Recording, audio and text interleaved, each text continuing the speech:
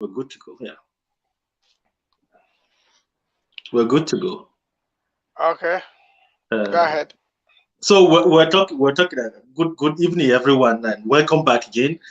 We have a very fantastic topic now to discuss this evening. It's a movement that is taking Africa by storm. It's called ACUP, and it's African Continental Unity Party, which I became a member of, and we have a conversation around it, which we consign. This is a political movement. This is a political. We're going to look deeply into what it means for the youth because I see this kind of organizations keep springing up among African youth. You can see that there is this yearning for awakening. There is this yearning. There is this calling for should I say unity? Should I say progressive African youth keep coming up with this idea? So we have our guest here, the village boy, as usual. He's our honorable guest today. So we're going to discuss this briefly. So I would like to hear what you think about this movement because we had a meeting. I think yesterday, the day before yesterday, it's 3 days ago. Uh, yeah, we have some. I think it was on Thursday. I Mm. think. Is it Thursday or Friday? I can't. I mean, it's a few days ago actually. I can't Yeah, remember. it should be. Yeah, it should be Thursday. I think Thursday. Yeah. Okay. Mm. Yeah, thank you, Mr. Magaja. Yes, I was in that meeting and I asked a lot of questions. Maybe if you recognize my voice. Mm. And immediately I heard about Africa Continental Unity Party.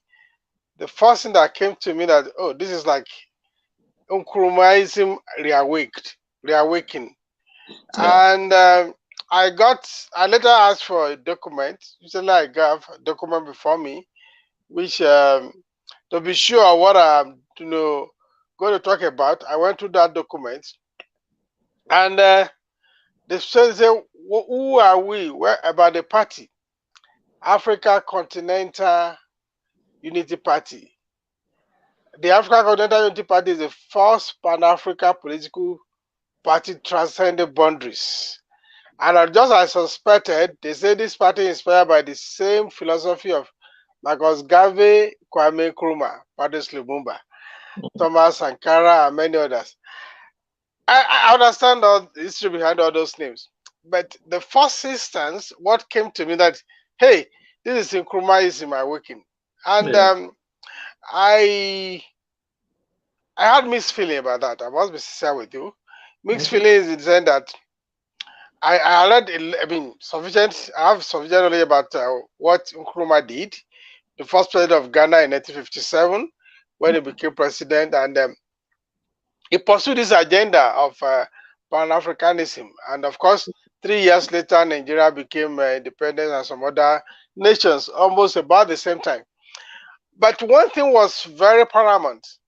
The moment Nkrumah was focusing on Pan-Africanism, it lost focus of governing Ghana. So that led to the collapse of Ghanaian system. Mm. He became a recluse. I mean, I have a book on my shelf here. A lady who was so close to him, how now some of his friends they started him and stuff like that. He wasn't talking to anybody. He just literally lock himself out from the outside world because member of his inner caucus were not having the same focus with him. That look, Mm. hey, let us build our base first, and then we can reach out. And I think he was so excited by the prospect of Pan-Africanism, Yeah. Pan-African government, that he literally lost focus. And it was the same thing that came to me about Disiki. Now, like if you recollect in that party, I asked a question which I think is very pertinent to me. The question is like, if in Nigeria, for instance, because I'm so big, like the elephant in the house, and we can Yeah. people cannot manage it. It became the same thing. Of course, it's handed over the baton to APC. Today, because APC is also big, APC is always in crisis. If Nigeria, which is a very, to me, if you ask me, I'm a Pan African, but Nigeria to me is the hope of Africa. not even the hope of Africa. Nigeria remains the hope of a black man. If he cannot get our act right by managing PDP and APC, how are we going to manage ACUP? That is number one. Number two, why should we have the same political party in all the countries in Africa? I mean, what kind of idea is that? I would have loved ACUP if it is a think tank. I mean, we become a kind of a data bank for people who aspire to political offices, who is now engaging more in civic education, who is involved in electoral education, election education, and all those things. I mean, civil rights, civil obligations. I mean, who is involved in governance advocacy, who is involved in public policy for common good. Excuse me. That's, if you do that, I will agree with you. You say ACUP, but coming up as, okay, we want to form a political party that transcends boundaries. It's like having a central political party, political organization across the continent. I don't see how that will work. I don't see how, because there is no history where we will be able to manage something big and make it efficient. Okay, you may tell me that First Bank is very big. Union Bank is big in Nigeria. We also know that that bigness had its own disadvantages. Until maybe GTB of this world came. Maybe, I don't know how old you are. Those days you go to bank, you have to during the Talit regime, you have to literally sleep in the bank. In those old days, we didn't know that it was possible to go to the bank and do transfer and conduct your transaction within 30 minutes, within 15 minutes, until GTB came, until Senate came, until the old STB came. So the bigger will be, the bigger we have a new guest that wishes to join us. Okay, good. So the bigger will become, the problematic it is for us to manage our things. So the ideology behind the ACUP is good, but if you put political party on top of that ideology, I don't see how it can work. Okay. Because we become too big. It will become too big. It will become very unmanageable. Let ACUP be a facilitator. That's what I would say. Be a facilitator of Africans, both at home and in diaspora, to chart a new way, a new pathway for Africa in terms of political engagement, in terms of political participation, in terms of respect for human rights and dignity, in terms of formulating, advocating for policy for good governance. If it is that only what ACUP will stand for, of course, by that time you have to remove, it's not going to be ACUP any longer. You have to remove the party. The word party, there is no how the whole continent of Africa can be governed by a centralized party. Either, even if you try to localize it in every country, it is not going to work. I don't see how it's going to work. It does. I don't know. It doesn't appeal to me at all. Yes. A party in every country, the same party, the same structure, the same philosophy, the same ideology. No. I think I completely agree with you, and I think your concerns, your worry are valid. This is something that we're going to look into. But before that, I would like to welcome our brother Kabbalah. I don't know, where are you connected from? Thank you so much, brother. Glad to be here. I'm connecting from South Africa, Johannesburg. Oh, Johannesburg. Oh, wow. Thank you. What language are you? Zulu, Xhosa, or Soto? I'm originally from DR Congo. I'm just living in South Africa. Ah, okay. You are welcome to this platform. I believe you heard what he was saying. He was raising genuine concern about the ACUP as a part, as a political system. I also had my reservation about the movement, but I think I understand why that movement came up.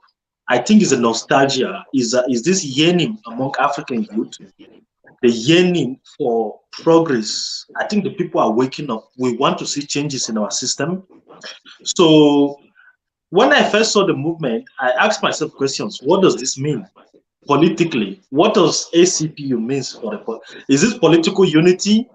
Is this economic unity or sociocultural unity? How can you bring these 1.3 billion people all together to see one vision with you? How can you connect them economically? You know, so when you say you need African Unity Party economically, that means you have to channel a Pan-African economic system where all the industries will be connected together. They will become Pan-African industries, where the political party will become a Pan-African political party, where the social-cultural system will become a Pan-African political social cultural system. You see, where we need to bring the people to see one vision, to see the reason to unite. I thought about all these things, and I'm glad you raised this question. I think this is something that we need to address among ourselves, and I also understand clearly why that movement started. Why the movement started. Okay, No, there is a thank you so comment. much, So brother, for I would your like to give a platform to our brother before, yeah, our brother Kabbalah, yes. All Do you right. speak I French, was Kabbalah? saying thank you for your concern. I speak French, of course. Tu parles français? I also heard of course, as I said, je parle français. D'accord. Ok, allez-y. Yeah, c'est ma pause. Oui. D'accord. Thank you. I heard you. I heard your concern. I also heard the brother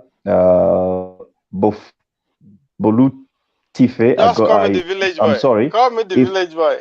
If I didn't get your name correct, I had all the concern. Don't bother yourself about that thing. Call me the village boy. I think no, it's fine. Let me just continue to step my point.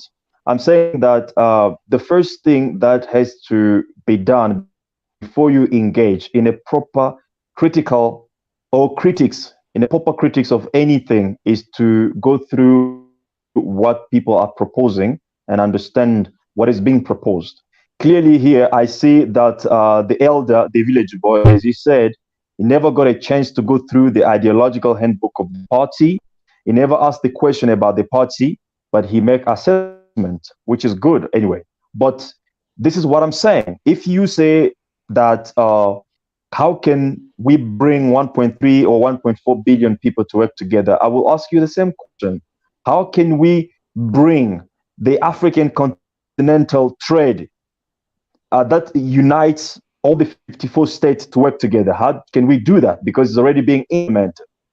I heard you saying that this is a movement that is built on nostalgia. No, this is something that we sat down and thought critically about it and rationally took a decision and started on the way that it has to be applied. There's nothing that such as emotionally, such as it is emotionally based or it's built on nostalgia or whatever. No, it's something that has been done by thinking and and doing a correct analysis of the situation of Africa and thinking about what can be possible solutions.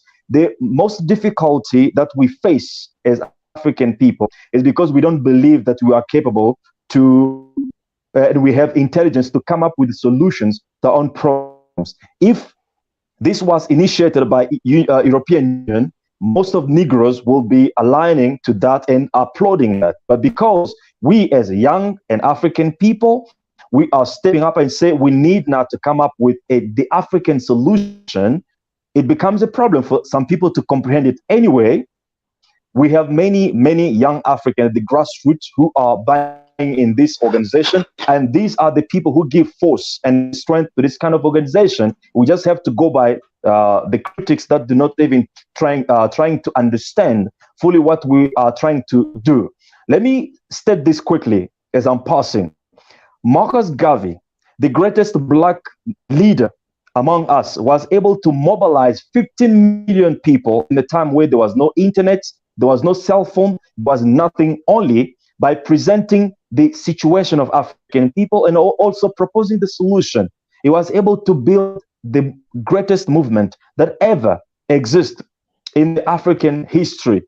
How did he do that? And today we have internet, today we have cell phones, today we have television. How can you say that it's impossible for African people to manage 1.3 billion? That means we have to agree that we are not intelligent enough, and we have to sit down and call the colonialists to come and colonize us. Now, let me go maybe into details what we have planned as the way to implement the party in Africa. Please go ahead, go. To let you know that, exactly, to make you understand maybe that it's easy to be done. And if you go through our ideology, you may understand the same thing.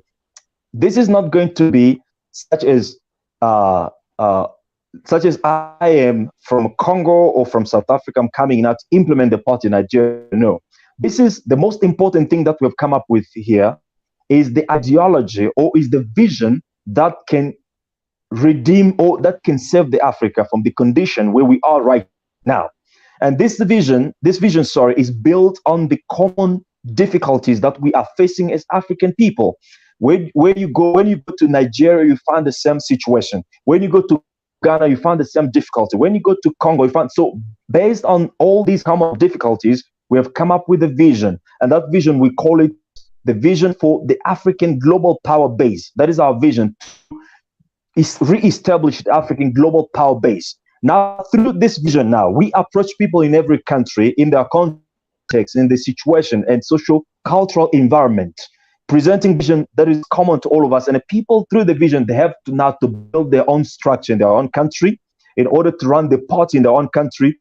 That's aiming to achieve the vision of the African global power base. We have the political philosophy, we have the economic philosophy. If you go through our ideology, you'll find all these two outlined clearly. We also recently updated our ideology to aid the food security, which we think is very important in Africa. So I don't see why we should say that this is difficult for us to do. And if we find this difficult to do, then we have to keep quiet about African liberation or African change whatsoever. We have to call back the colonizer to come and colonize us, because that's what it is. The elders stated that we have big political parties in Africa that are not functioning. How can this one function?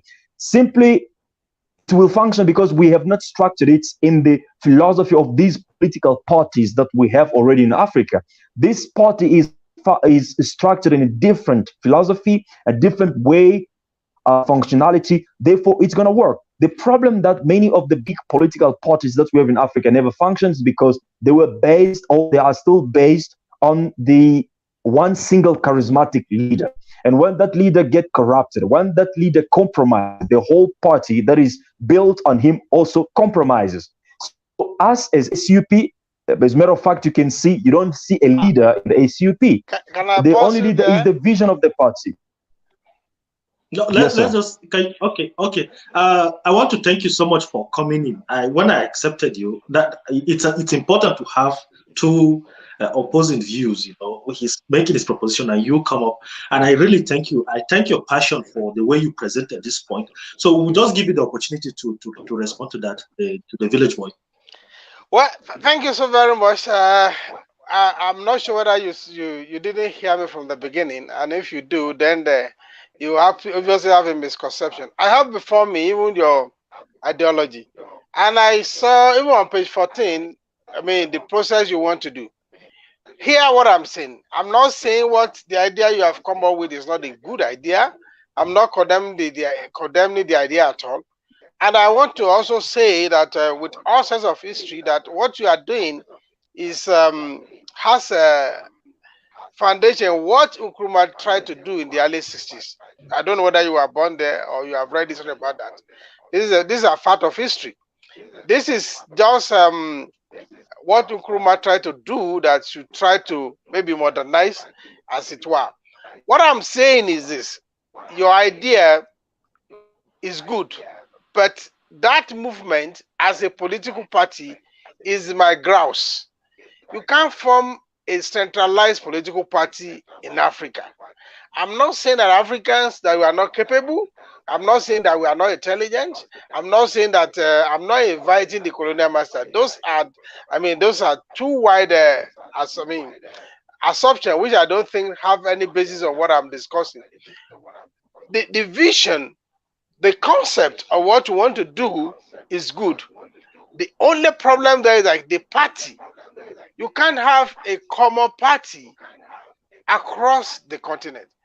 You can be a system, a think tank that want to educate, especially the youth, our teaming youth, about political engagement, about political participation, about formulating policy for common good, about economic empowerment, about creating pride in what we. Okay, please let's give Kabbalah the opportunity to answer quickly in 5 minutes because our time will soon be over. I'll be rounding up. Please, Kabbalah, can you answer that, please? Okay, thank you so much, brother. My elders say that it cannot be run as a political party, but he didn't give a reason why it cannot happen as a political party. And he only suggests we should build as a movement that advocates for good governance and so and so. You know, if you don't have the power to make things happen, no matter how good advocacy you bring on cannot be implemented by those who seize the power.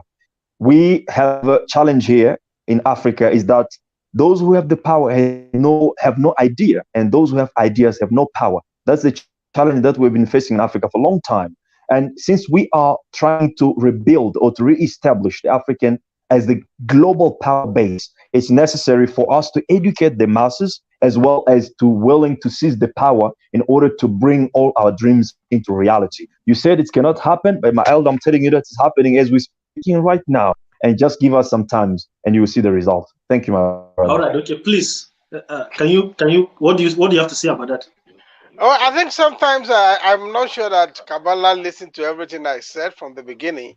You see, when you talk of a centralized party in every country, I mean, it's simply saying that every political party in every country we owe allegiance to ACUP. And then what are you now saying? You are actually trying to establish a one-party state across the continent.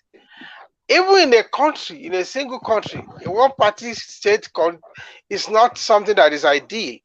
If your foundation, if the foundation of what you want to do is based on democracy, so and you want to seize power in our country through democratic process, you are simply saying that even if a new party with a different name from you, you are simply saying that you now provide the base, the power base for every political party that will rule all the in every country in Africa.